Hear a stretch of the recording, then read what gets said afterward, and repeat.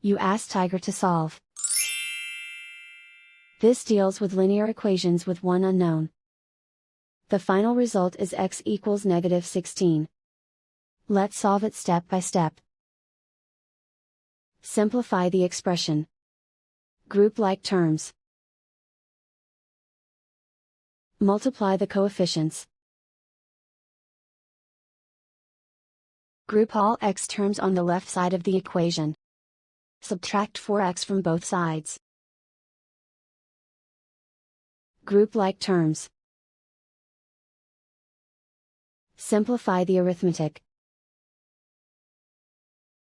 Group like terms. Simplify the arithmetic. Group all constants on the right side of the equation. Subtract 12 from both sides.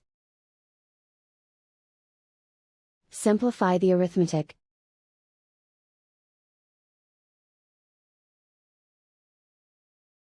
Isolate the x. Divide both sides by 8.5.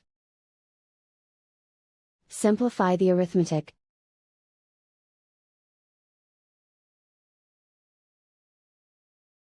And so the final result is x equals -16.